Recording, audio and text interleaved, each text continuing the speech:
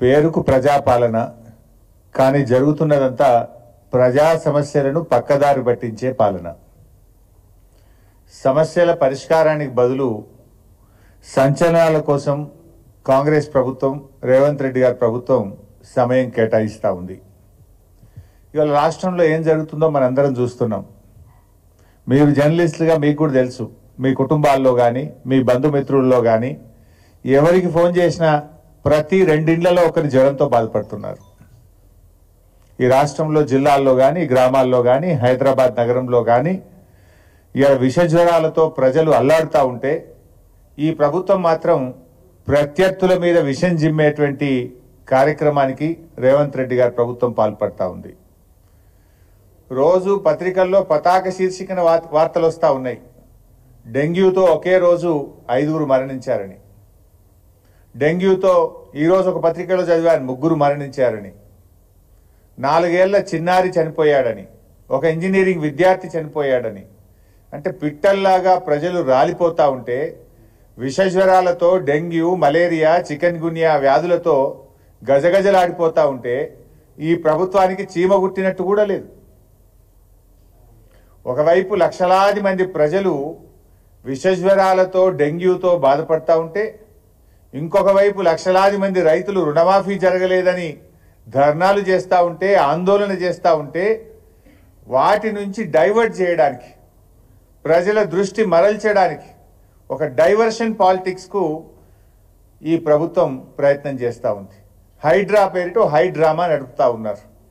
ప్రతిపక్షాలను టార్గెట్ చేసుకొని పనిచేస్తూ ఉన్నారు. ఇవాళ మా పల్లా రాజేశ్వర రెడ్డి గారు వాస్తవానికి ఆయన ఒక ఉద్యమకారుడు, నిక్కచ్చిగా నిజాయితీగా తెలంగాణ ఉద్యమంలో పనిచేసినటువంటి నాయకుడు పల్లా రాజేశ్వర రెడ్డి గారు. తెలంగాణ ఉద్యమంలో పోరాటం చేసి ఎన్నో కేసులు అరెస్టులు అయినటువంటి నాయకుడు పల్లా రాజేశ్వర రెడ్డి గారు. ఆయన ఆనాడు ఉద్యమంలోనైనా, మొన్నటి ప్రభుత్వంలోనైనా, నేడు ప్రతిపక్షంలోనైనా ప్రజల పక్షాన ఒక నిబద్ధత కలిగిన, నిజాయితీ కలిగిన ప్రజాప్రతినిధిగా, ఒక కార్యకర్తగా, ఒక ఉద్యమ నాయకుడిగా పనిచేసినటువంటి నాయకుడు పల్లా రాజేశ్వర రెడ్డి గారు. కానీ ఇలా రేవంత్ రెడ్డి గారు కొంతమందిని టార్గెట్ పెట్టుకొని ఇలా ఆయన పార్టీలో చేరాలి, అయితే కండువా కప్పుకోండి, లేకపోతే మిమ్మల్ని ఇబ్బంది పెడతాం, మీ మీద అక్రమ కేసులు పెడతాం, మీ ఆస్తులు కూల్చేస్తాం అనే ధోరణితో ఇలా రేవంత్ రెడ్డి గారి ప్రభుత్వం పనిచేస్తూ ఉంది. మనకు కనబడతలేదా? పటాన్చెరు ఎమ్మెల్యే మహిపాల్ రెడ్డి గారి మీద అక్రమ మైనింగ్ కేసులు పెట్టి నువ్వు 300 కోట్ల ఫైన్లు వేసి ఆయనను నానా ఇబ్బందులు పెట్టి ఇప్పుడు కండువా కప్పినం అయిపోయింది.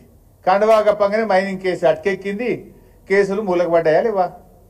అదే రకంగా నువ్వు పల్లా రాజేశ్వర రెడ్డి గారి మీద ఒత్తిడి చేస్తున్నావు, పల్లా రాజేశ్వర రెడ్డి గారిని ఇబ్బంది పెట్టాలని చూస్తున్నావు. కానీ ఆయన నిక్కచ్చిగా నిజాయితీ కలిగిన, నిబద్ధత కలిగిన నాయకుడు కనుక ఇవాళ ఆయన మీద ఎన్ని కేసులు? పల్లా రాజేశ్వర రెడ్డి గారి మీద ఈ ప్రభుత్వం వచ్చిన తర్వాత ఇప్పటి వరకు 6 కేసులు పెట్టినారు.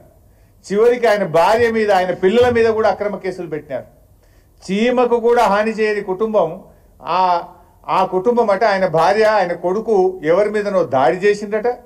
దాడి చేస్తే దాని మీద అక్రమ కేసులు. అసలు దాడి చేస్తే మరి ఆధారాలు ఉండాలి కదా. అంటే ఏదో ఒక రకంగా మానసికంగా ఇబ్బంది పెట్టాలి, పొలిటికల్గా ఇబ్బంది పెట్టాలి, ఆర్థికంగా ఇబ్బంది పెట్టాలి అని రకరకాల కుట్రలకు రేవంత్ రెడ్డి గారి ప్రభుత్వం ఇవాళ ప్రయత్నం చేస్తూ ఉంది. అదేవిధంగా ఈ మధ్య హైడ్రాతో ఓ న్యాయం లేకుండా ఓ నోటీస్ ఇచ్చి నిజానిజాలు తెలుసుకొని తప్పుంటే కొట్టండి, వి సపోర్ట్. అంతెందుకు, పల్లా రాజేశ్వర రెడ్డి గారి కాలేజీలో చెరువు భూమి కానీ ప్రభుత్వ భూమి కానీ ఒక్క ఇంచున్నా చెప్పండి, రాజేశ్వర రెడ్డి గారు 24 గంటలు కొట్టేస్తారు. కానీ మీరు ఏ రూల్స్ లేవు, ఏ నిబంధనలు లేవు, రాత్రి వచ్చి కొట్టమంటే ఇన్స్టిట్యూషన్స్ కొట్టద్దు కదా. దాని ఎఫెక్ట్ ఎవరి మీద పడితే అక్కడ దాదాపు 1000 మందికి వైద్యం పొందుతూ ఉంటారు, అక్కడ 100 మంది విద్యార్థులు చదువుతూ ఉంటారు. ఆ ఇన్స్టిట్యూట్లను కొట్టి రాజకీయంగా పల్లాను ఎదుర్కోలేక ఆర్థికంగా ఆయన దెబ్బ కొట్టడం ఇది సరి అయినటువంటిది కాదు. ఇవాళ పల్లా గారి కాలేజ్ విషయంలో చూస్తే ఆయన మెడికల్ కాలేజ్ నిర్మాణం జరిగిన సర్వే నంబర్ 813/P 796/P సంబంధించిన భూమి అది వ్యవసాయ భూమి నుంచి వ్యవసాయేతర భూమిగా కన్వర్ట్ చేస్తూ ప్రభుత్వం ఇచ్చినటువంటి ఉత్తర్వు ఇది. ఎప్పుడు 34/2018లో అగ్రికల్చర్ నుంచి నాన్ అగ్రికల్చర్కు ఇది కన్వర్షన్ చేసినారు. చేసినప్పుడు అన్ని చూసే చేస్తారు కదా, అందులో శిఖం భూమి ఉన్నా ఎఫ్టిఎల్ భూమి ఉంటే చేయరు కదా. When it is converted from agriculture to non agriculture అవన్నీ ఉన్నాయా లేవా చూసుకొనే చేస్తారు. నంబర్ 1. నంబర్ 2, ఇరిగేషన్ డిపార్ట్మెంటు అప్పుడు సర్వే చేసి చాలా స్పష్టంగా ఇందులో ఎఫ్టిఎల్ భూమి కానీ బఫర్ కానీ లేదు అని చెప్పి ఇరిగేషన్ డిపార్ట్మెంట్ ఇచ్చినటువంటి లెటర్. ఇందులో ఎంత స్పష్టంగా చెప్పిందంటే the distance between the full tank level counter and applicant land is measured. It is to certify that the applicant land is not affected in the full tank level and buffer zone of Nadem Cheruvu. ఇంత స్పష్టంగా అందులో ఎఫ్టిఎల్లో కానీ బఫర్లో కానీ లేదని irrigation department కొలిచి survey చేసి అప్పుడు report ఇచ్చింది. దాని తర్వాత మీరు joint survey irrigation and revenue department కలిసి జాయింట్ సర్వే చేసి వాళ్ళు కూడా రిపోర్ట్ ఇచ్చింది. ఇది దానికి సంబంధించిన పేపర్.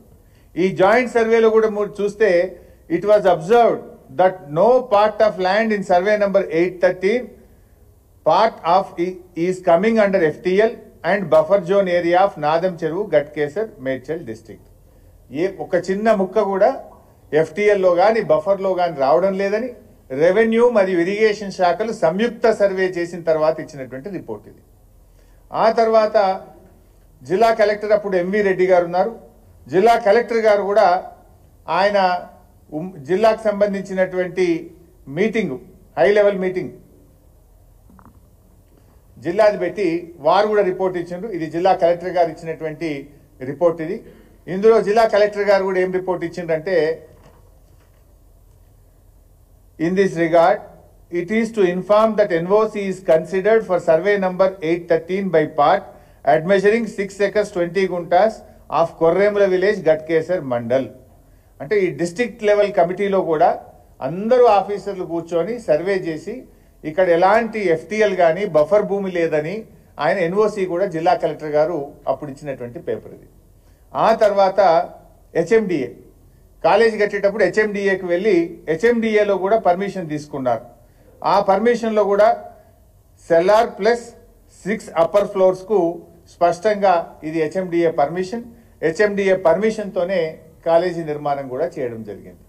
అంటే ఈరోజు ఇరిగేషన్ డిపార్ట్మెంట్ పర్మిషన్ ఉంది, రెవెన్యూ డిపార్ట్మెంట్ నాలా కన్వర్షన్ చేసింది, డిస్ట్రిక్ట్ హై లెవెల్ కమిటీ మీటింగ్లో జిల్లా కలెక్టర్ గారు ఎన్ఓసి ఇచ్చిండ్రు, హెచ్ఎండిఏ పర్మిషన్ ఉంది. ఇంత స్పష్టంగా ఉన్న తర్వాత ఇవాళ మీరు ఆయన మీద ఉద్దేశపూర్వకంగా ఈ కుట్రలు చేసి దాడి చేయాలని ప్రయత్నం చేయడం అనేటువంటిది ఇది కేవలం రాజకీయంగా జరుగుతున్న కుట్ర తప్ప ఇంకోటి లేదు.